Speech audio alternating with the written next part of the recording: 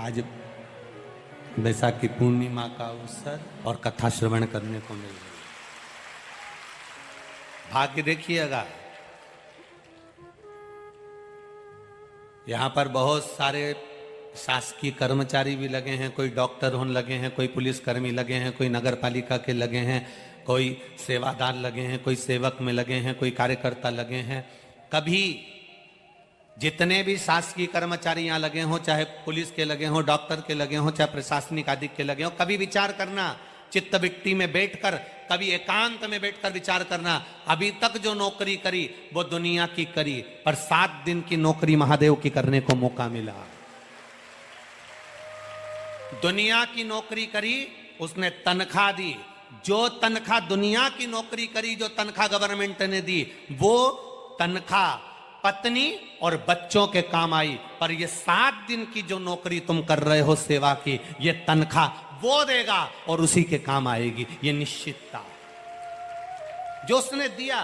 7 दिन आप सेवा कर रहे हैं, 7 दिन सेवा में लगे, भगवत भजन में लगे, नौकरी की जगह नौकरी कर रहे हैं, कथा की जगह कथा सुन रहे हैं, ड्यूटी भी चल रही है और कथा भी चल रही है। अर्थात वो कोई शिव महापुराण की कथा वही तो कहती है, चलती हुई दुकान में प्लाट ले लीजिए। चलती हुई दुकान में आपकी दुकान अच्छी चल रही है, व्यापार अच्छा चल रहा है, तो चलते चलते व्यापार में पत्नी के जेवर भी बना लो। चलती चलती दुकान में प्लाट भी ले लो, चलती चलती दुकान में मकान भी ले लो। अगर दुकान नहीं चलेगी, ना तो पत्नी के जेवर बना पाओगे, ना प्लाट ले पाओगे, ना मकान ले पाओगे, ना दुकान ले पाओगे। उसी तरह चलती हुई नौकरी में भी अगर भगवान शंकर की कथा मिल जाए तो समझ लो कि जीवन सार्थक हो गया।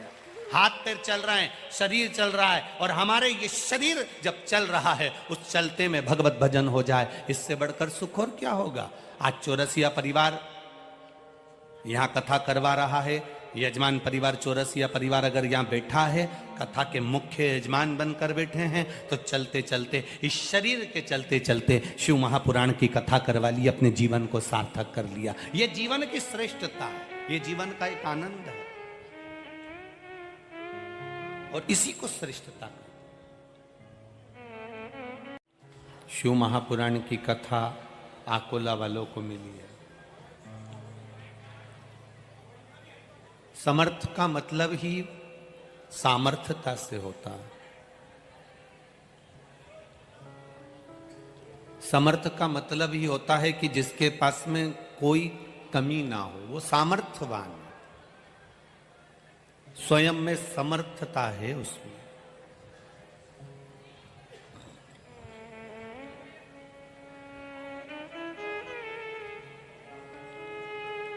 स्वयं में सामर्थ्यता है उसमें। महाराज,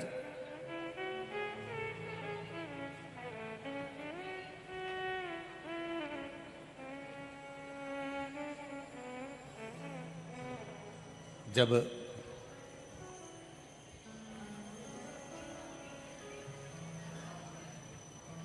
तात्या भोसले जी का मन परिवार से, घर से, कुटुंब से जब समाप्त हो गया,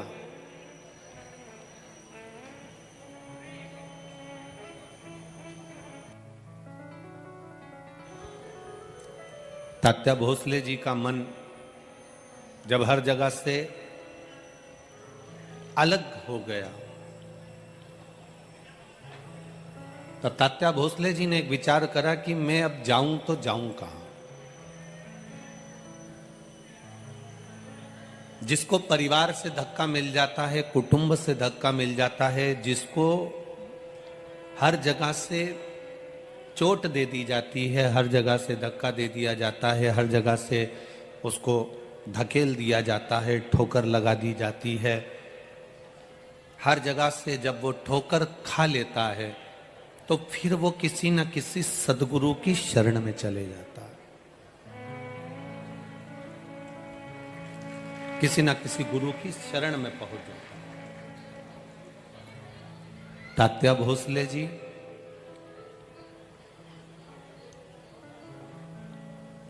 जो मानकारी थे,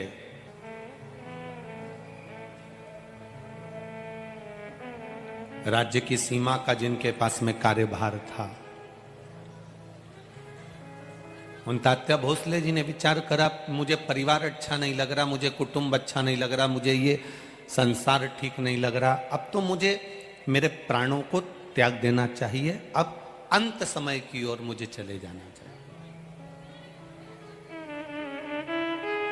ठोकर लगने के बाद में, चोट लगने के बाद में, जगत के लोग जब आपको ताना दे देते हैं, जब गाली दे देते हैं, अपशब्द कह देते हैं, आड़ा टेढ़ा कह देते हैं, अपशब्द पर अपशब्द कह देते हैं, तब ये मन क्षुब्ध हो जाता है, फिर ये मन कहीं लगता ही नहीं। अब तो ऐसा लगता है कि प्राणों को त्याग देना चाहिए।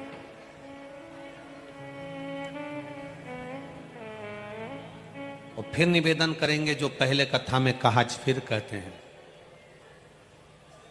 दुनिया के लोगों पर विश्वास करोगे एक दिन टूट जाएगा, दुनिया के लोगों पर भरोसा करोगे एक दिन धोखा दे दिया जाएगा, पर मेरे महादेव पर विश्वास करोगे और भरोसा करोगे तो कभी वो धोखा नहीं देगा।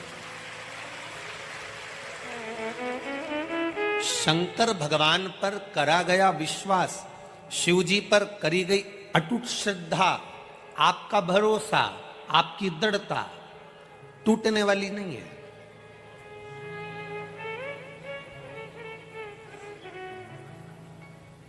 अब आप लोग इतनी संख्या में, रात्रि को 3 बजे से सुबह 8 बजे कथा है, तो 3 बजे रात से आप लोग आके बैठे हुए हो, जगह संभाल रहे हो, बैठने की व्यवस्था देख रहे हो, ये सब चीज आप ध्यान में लिए हुए हो कि मुझे 3 बजे रात से आपने अपने घर से निकले होगे, काम करा होगा। अब जरा विचार करिए, कितना परिवार का त्याग करा, अपनी निंद्रा का भी त्याग करा। नहीं तो तुम सुबह 7 बजे से पहले नहीं उठो, सुबह 7 बजे से पहले नहीं उठो। और वो तो कोई विशेष अगर घर में शादी हो, फंक्शन हो, तो तुम भले 6-5 बजे उठ जाओ, तो भी घर में भी कार्यक्रम होना, तो तुम 6:30 के पहले तो जगो ही नहीं।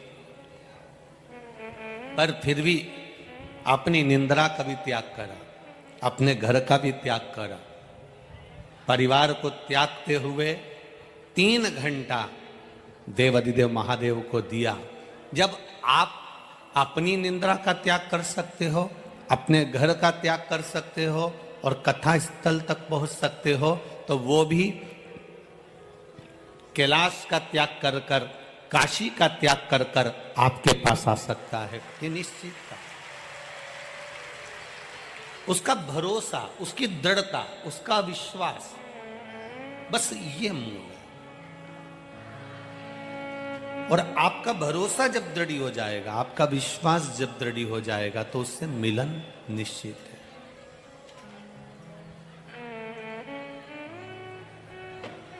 आप जितना भरोसा कर सकते हो उतना करिएगा। महाराज तात्या जी भोसले जी, जिन्होंने अपना घर, अपना परिवार, जहां से उनको ठोकर मिली, जहां से उनको अपशब्द कहा गया, जहां से उनको ताने दिए गए, और उनके वैभव को, उनकी सत्ता को, उनके धन को, उनकी दौलत को हड़पने का प्रयास किया गया। श्री स्वामी समर्थ शिव महापुराण की कथा कहती है कि संत के पास, गुरु जी के पास, भगवान के पास में किसी लोभ या लालच से नहीं जाना हमको।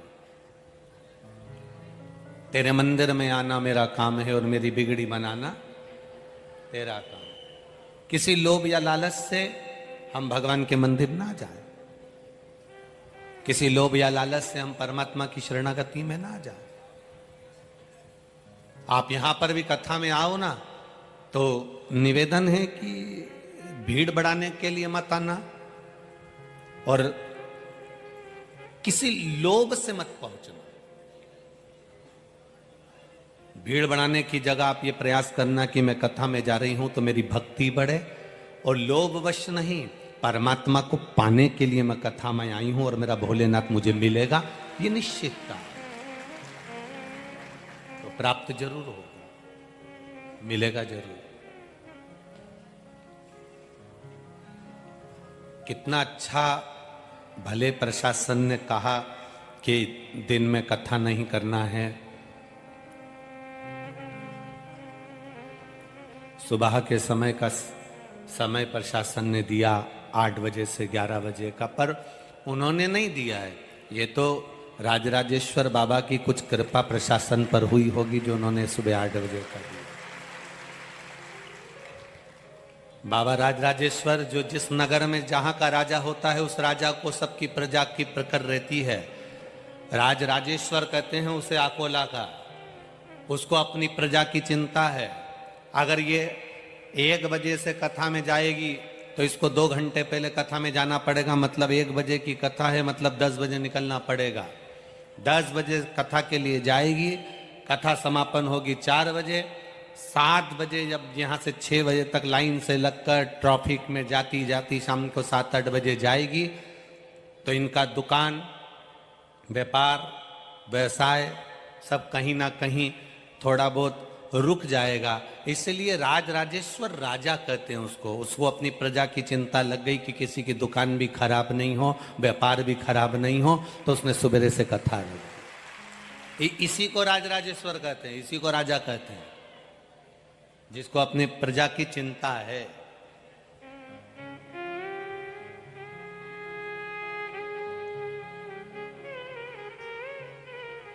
रामकृष्ण परमहंस जी और स्वामी विवेकानंद जी का चरित्र याद आ गया, जो वृंदावन की धरा पर सिर के बल उतरे थे। और किसी ने प्रश्न कर लिया था रामकृष्ण परमहंस जी से कि भगवान की बंसी में ऐसा क्या है जो लोग पूरी रात भगवान की बंसी का इंतजार करते थे और भगवान के साथ रास करते थे। रामकृष्ण परमहंस जी ने कहा, रात को सुबह ब्रह्म मुहूर्त में 4 बजे बताऊंगा। आधी रात को 1 बजे से वहां भीड़ लग गई यमुना जी के घाट पर, रामकृष्ण परमहंस जी नहीं आए। भीड़ लगी 1 बजे से लेकर सुबह 5 बजे तक लोग इकट्ठे हो गए, लाखों की जनता इकट्ठी हो गई कि आखिर भगवान की बंसी में ऐसा क्या है जो गोपियां सुध भूल कर चली जाती थी आधी रात को। सुबह 6 बजे रामकृष्ण परमहंस जी आए और सारे लोगों ने, लाखों लोगों ने पूछा कि भगवान की बंसी में ऐसा क्या है जो गोपियां आधी रात को सुध भूल कर आ जाती थी। रामकृष्ण परमहंस जी ने कहा, वो बंसी में क्या है मुझे नहीं मालूम, पर आज भी उस बंसी में दम तो है, इसलिए रात को 3 बजे से लेकर 6 बजे तक तुम यहां बैठे हो। हम भी नहीं जानते कि शिव महापुराण में क्या है, हम भी नहीं जानते कि भगवान के शंकर के नाम उच्चारण में क्या है, हम भी नहीं जानते कि शिव तत्व में क्या है, पर इतना जरूर जानते हैं कि शंकर की भक्ति में कुछ तो है जो रात को 3 बजे से आप भी यहां इंतजार कर रहे हैं। शिव महापुराण एक दृढ़ता के साथ में, एक भरोसे के साथ में, एक विश्वास के साथ में।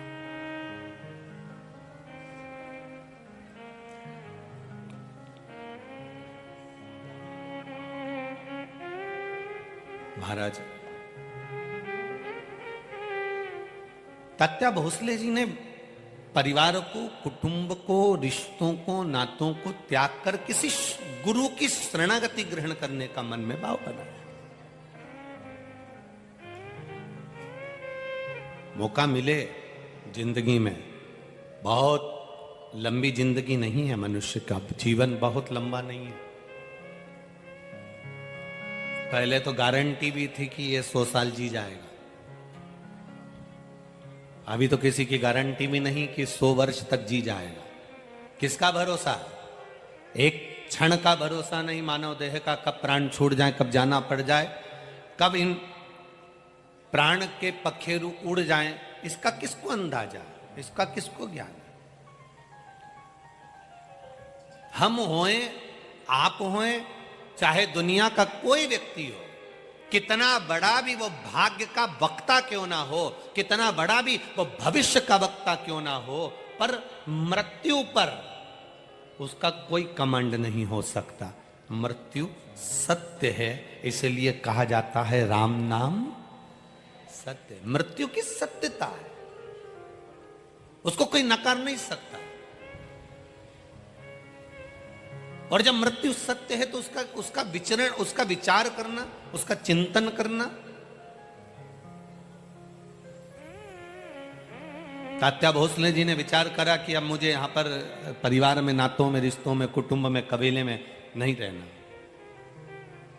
अब मुझे छोड़कर भगवान की भक्ति की ओर अग्रण्य होना, मुझे भगवान का भजन करना है, मुझे स्मरण करना है, मुझे भक्ति करना है, मुझे मंत्र जाप करना है, मुझे नाम जाप करना है। और तात्या भोसले जी